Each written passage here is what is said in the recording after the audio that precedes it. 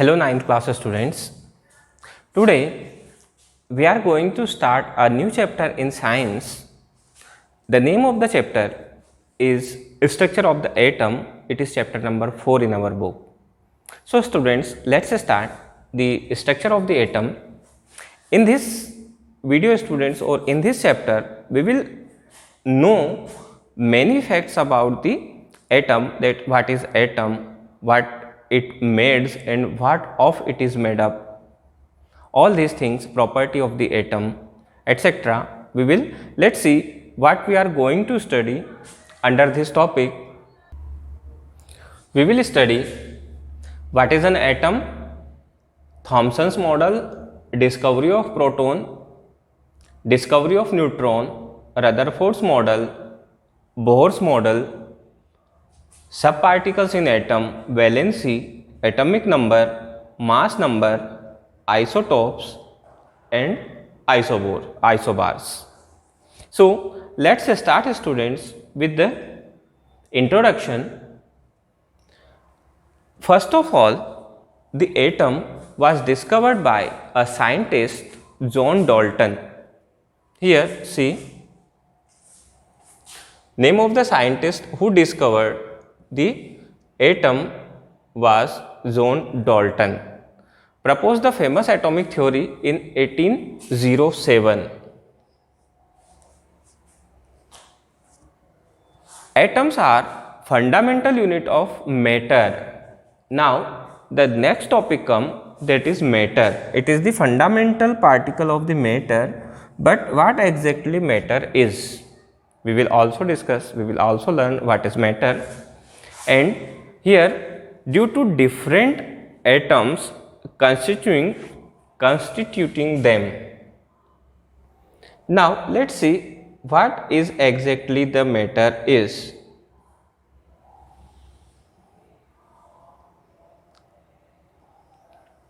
Actually students, the matter is anything that has its mass and occupies space. Anything, it may be air, it may be water bottle, it may be your book, pen, pencil, everything that has some mass and that occupies the space, including the air. This is the matter, and matter is made up of very small particles, and name of that particle is atom. Atom, the verbal meaning of the atom in Latin is which cannot be cut. Atom, that cannot be further divided, that cannot be further cut into smaller particle. That particle is called the atom. So what was the challenge before the scientist in order to discover the atom? The major challenge before the scientist at the end of the 19th century was to reveal the structure of the atom as well as to explain its important properties. Many scientists worked hard for and proposed many models for the atoms. Here we are going to learn about the structure of the atom. So here we see that in the end of the 19th century, it was not revealed at that time that what exactly the atom and what is the structure of the atom. So some scientists proposed some models on the basis of the hypothesis and practical experiments. Let's see which were that scientists and whose model was most acceptable nowadays. Structure of an atom. The discovery of two fundamental particles, electrons and protons inside the atom, led to failure the aspect of Dalton's atomic theory.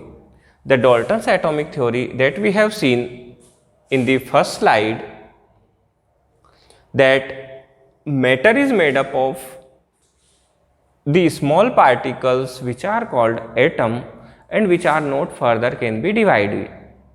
But students, here the discovery of electron and proton, when electrons and protons discovered, then the scientists told that the atom can further be subdivided and it is made up of three subatomic particles, electron, proton and neutron. So the neutron was discovered later, but first of all the discovery of electron and proton took place. For explaining the arrangement of the electrons and protons in an atom, many scientists proposed various atomic models also. Now students, when the discovery of electron and neutron took place, then how the electrons and protons are arranged inside the atom. Many scientists give their hypothesis regarding the position of the electron and proton in it. Let's see which were that hypothesis and what was their conclusion.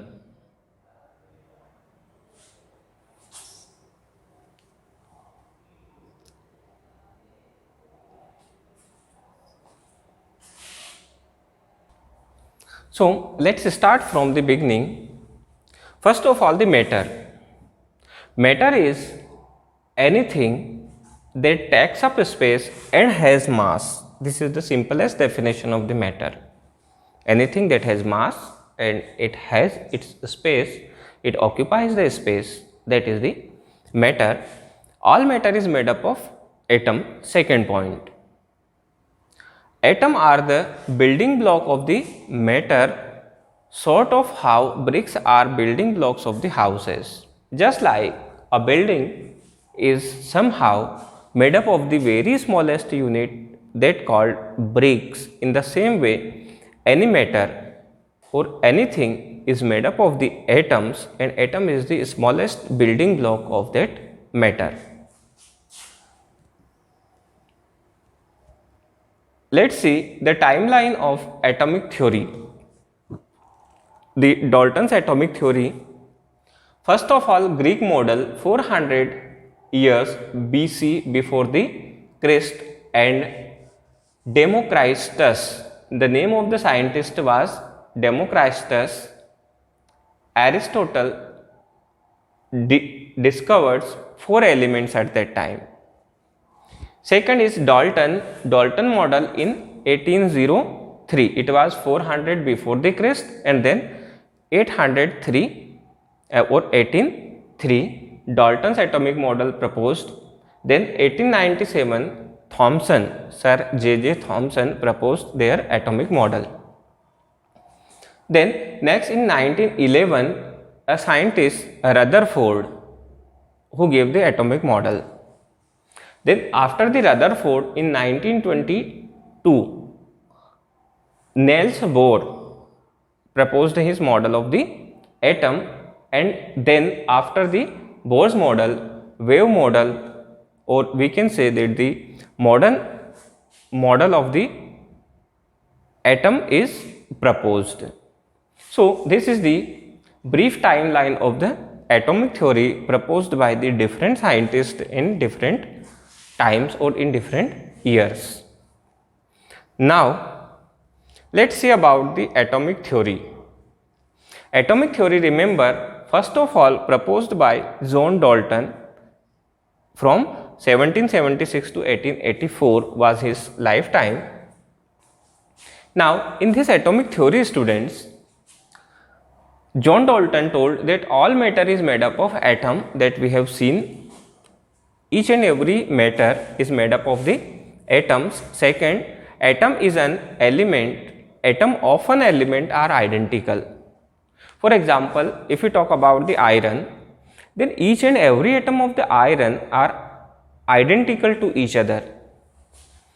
Atom of the gold, then each and every atom, single atom of the gold will be similar. All the atoms of the gold will be similar. So each and every atom of the same elements are similar to each other and possess all the property of that element. Second thing. Third thing, atom can engage in a chemical reaction. Atom takes part in a chemical reaction, or we can say that atoms are the smallest thing that takes part in the chemical reaction. Next is, atoms can neither be created nor be destroyed. That is what he or John Dalton told, that we cannot create the new atom and we cannot destroy the old atom. Remember students, these are the points given by John Dalton. There are changes in some points of the John Dalton later on the basis of the experiment performed by the different scientists. Now, next is atoms are indivisible. Indivisible, that means atoms cannot be further divided into small particles that are indivisible.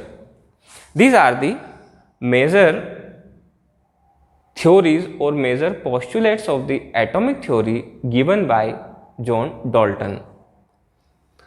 Next is Thomson's plum pudding model.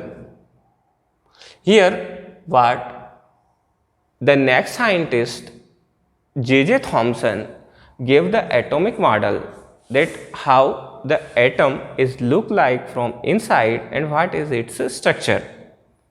The structure given by the structure given by Thomson is also known as the plum pudding model. Now, what is the meaning of this plum pudding?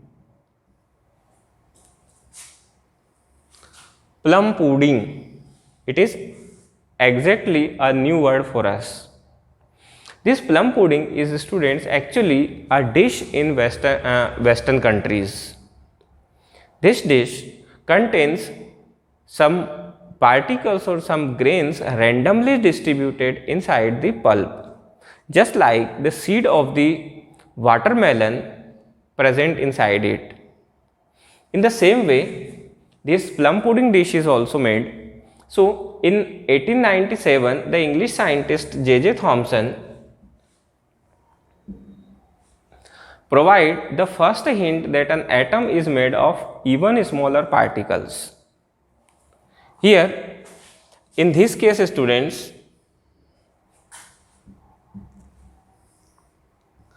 when John Dalton proposed the theory, then he told that atoms are indivisible and these cannot be furtherly divided. These are the smallest particle. But here J.J. Thomson said that the atoms is made up of even smaller particles. There are some more smaller particles present inside the atom. It was the very first concept of the electron, proton and neutron. J.J. Thomson was not very clear that which type of the particles that are, but he told that there must be some particles who creates the atoms. So, here it is the Thomson's model, or we can say plum pudding model of the Thomson. It is just like that. This is the atom and some charged particles or subatomic particles are present inside the atom in the random manner. See, he proposed a model of the atom that is sometimes called the plum pudding model. Atoms were made from a positively charged sphere. This sphere is whole positively charged with negatively charged electrons embedded in it, like raisins in the pudding. These raisin seeds are randomly present in the pudding dish. Just like that, the whole sphere is positively charged and electrons which are negatively charged are randomly arranged inside the sphere.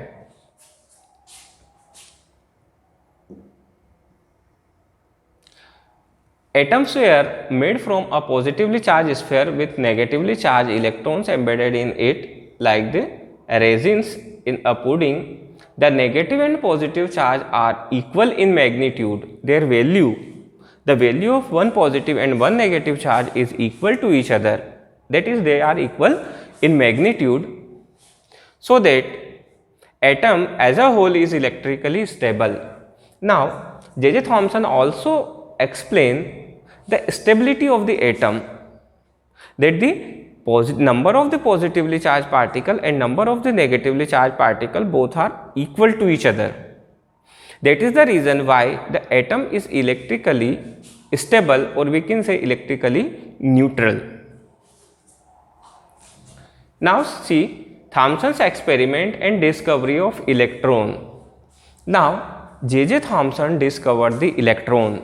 This is the important point in the topic, that who discovered the electron. So J.J. Thomson first of all discovered the electron. Let's see how the discovery of the electron took place for J.J. Thomson's experiment to discover the electron. Here, this is the arrangement of the J.J. Thomson's tube experiment to discover the electron. In this, students, J.J. Thomson took one glass tube. This glass tube is of provided two electrodes on the corner with very high electric charge, and then with the help of the vacuum pump, the vacuum is created inside the tube. Now, when vacuum created, that means there is no air present inside the tube, and a high voltage electric current is passed through both the electrodes. In this way, students, passing an electric current make a beam appear to move from the negative to the positive end. Here, this one is the negative end,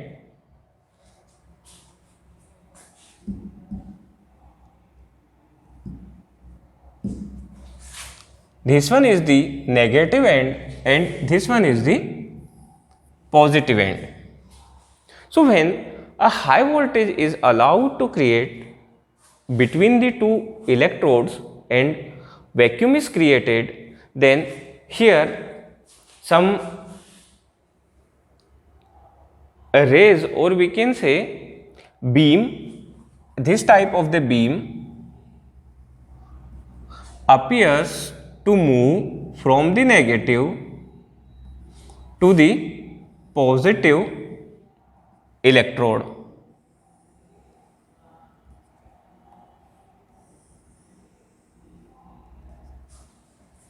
Now, what is the reason behind moving this beam?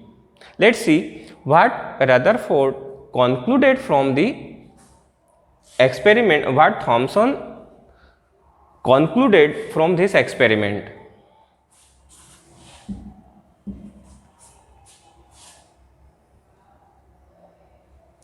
When Thomson placed some positive and negative charge plate above and below the tube, then he found that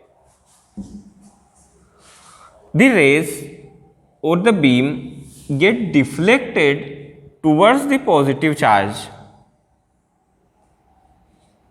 The beam which was going parallel to each other to the positive charge electrode now get deflected towards the positive plate, and Thomson concluded from this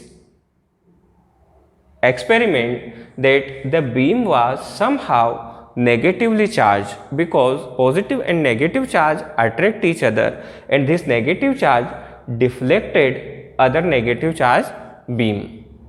So, he concluded that the beam was somehow have the positive charge in it. By adding an electric field, he found that the moving pieces were negative. He called these moving pieces electron, and then Thomson gave them the name electron, and electrons are negatively charged. So, here it is the brief discovery that the electron was discovered in 1897 by Thomson. He imagined that atom as a resin pudding with the electrons stuck in a cake of positively charged. That is what he concluded, or he gave about the structure of the atom. Let's see what he told and how, according to him, the arrangement of the charged particle in the atom. Here, this whole sphere is made up of the positively charged particles, and here these negative charged particles are randomly distributed inside the atom, just like the seed distributed inside the watermelons. So students, this is all about the Rutherford's model of the discovery of the electrons. The Rutherford's model of the discovery of the electrons.